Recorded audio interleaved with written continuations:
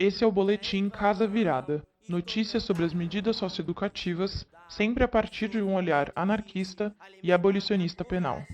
Na edição de hoje, a gente traz o Bruno, membro do coletivo e selo editorial Igraque Niga, para falar sobre a publicação em português do livro Capitalismo Carcerário, da norte-americana Jackie Wang. O livro faz parte de uma coleção de lançamentos da editora sobre o histórico racializado do encarceramento em massa e traz a perspectiva do abolicionismo penal.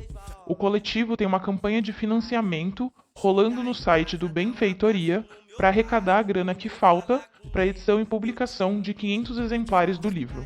Quem puder somar, é só entrar no site do Benfeitoria e procurar em projetos por capitalismo carcerário. Meu maior veneno é cumprir a porra da pena, mas eu sei que logo vou sair.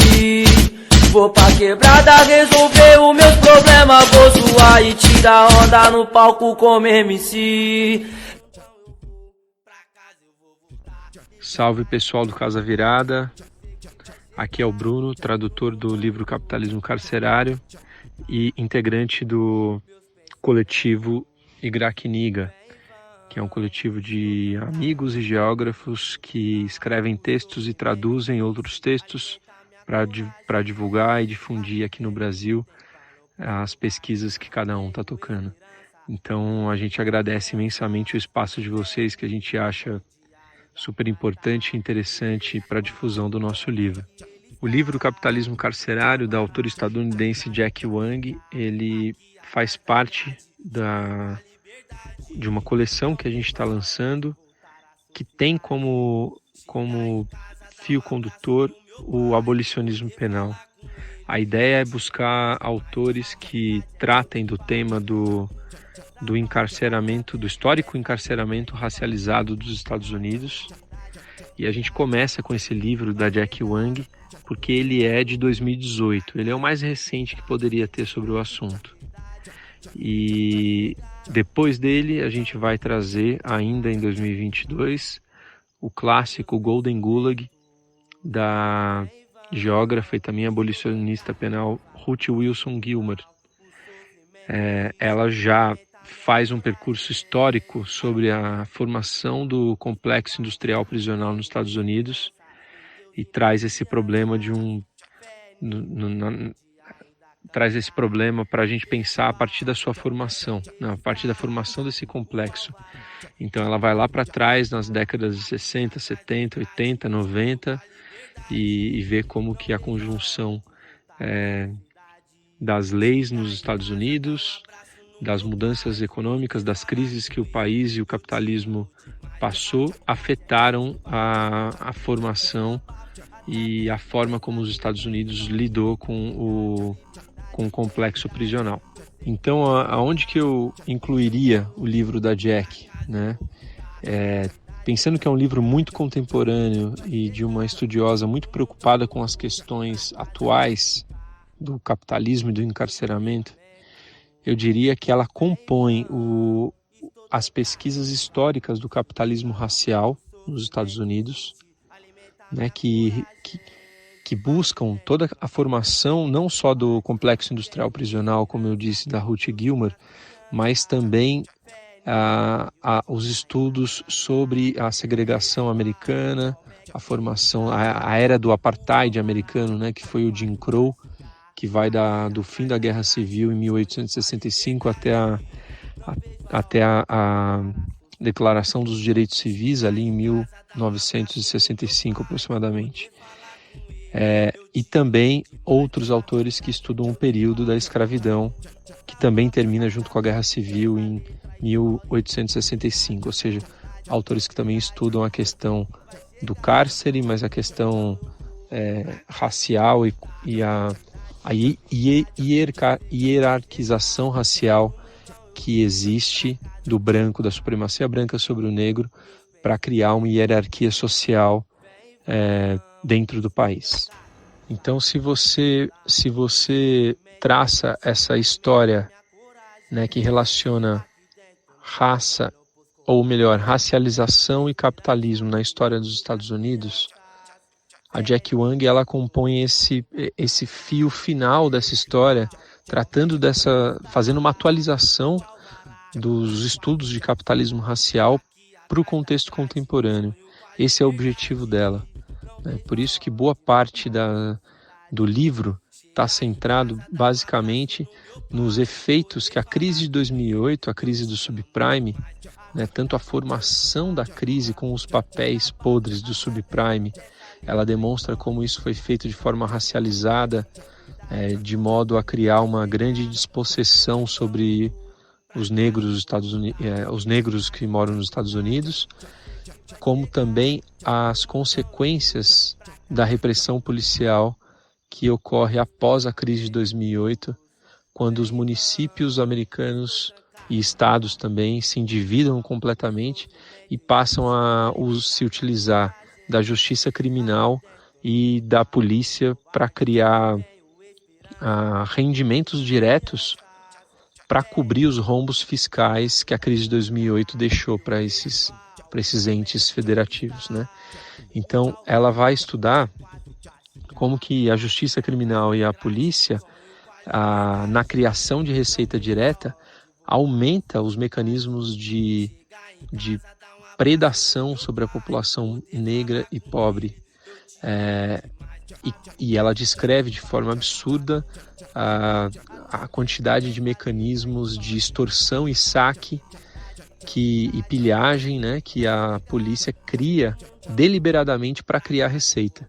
Então a gente está falando de multas, taxações, coisas que teoricamente a gente pode achar que são normais, mas que passam a ser cobradas de forma excessiva e fraudulenta por parte do Estado para ajudar na cobertura do rombo fiscal pós-crise de 2008.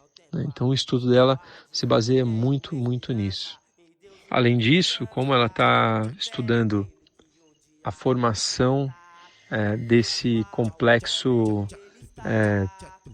mafioso por parte do Estado para pilhar as pessoas pobres do país para resolver a questão fiscal dos estados e municípios, ela também tem que investigar quais são os mecanismos usados para isso, Então ela tem um capítulo que ela analisa os principais programas computacionais, usados para aumentar a produtividade da polícia na geração de receita. Tem exclusivamente o intuito de gerar receita mesmo e não de aumentar a segurança ou qualquer coisa que o valha.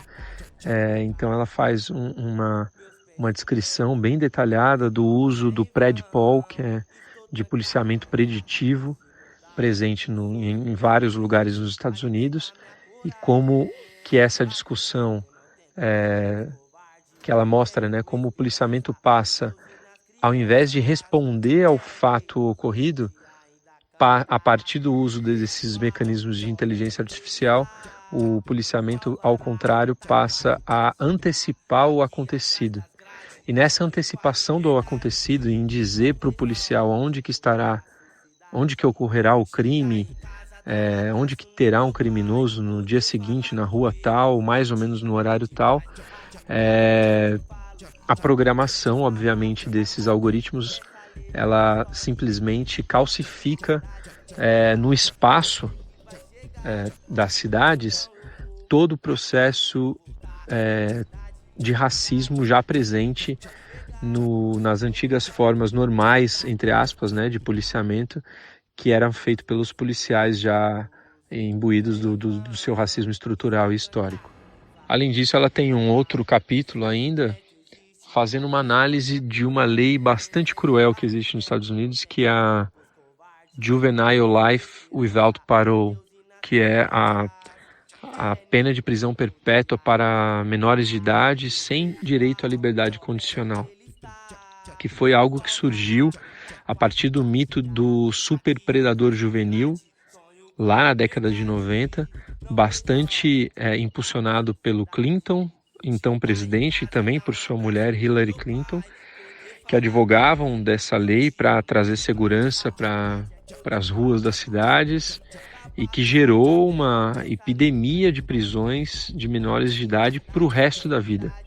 E esse é um detalhe importante para o livro da Jack, porque o irmão dela está preso nessa condição, né?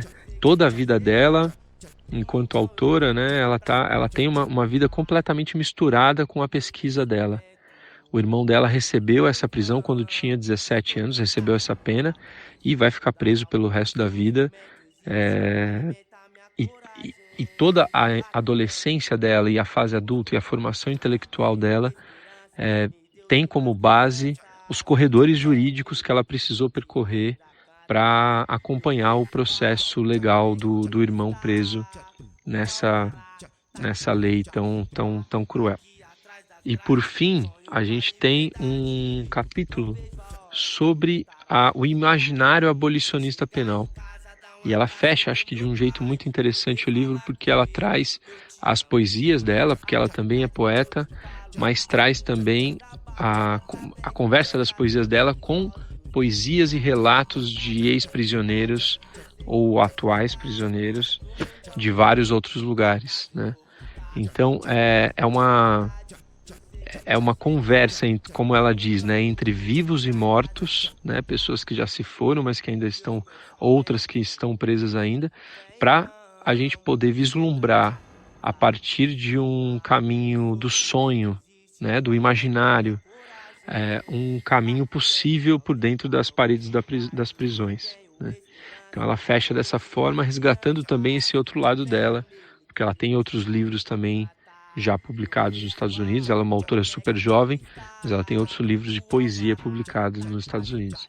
Então o livro fecha dessa forma e mistura, né, todo esse estudo de, como eu disse, a partir da poesia, a partir da biopolítica, a partir dos estudos sobre tecnologia, mas também um mergulho muito grande em Marx, Harvey, Rosa Luxemburgo, para pesquisar todo aquele processo de despossessão do território, despossessão das casas dos estadunidenses negros a partir de 2008, e como isso aumenta o nível de repressão policial gerado nos Estados Unidos, principalmente sobre essa população.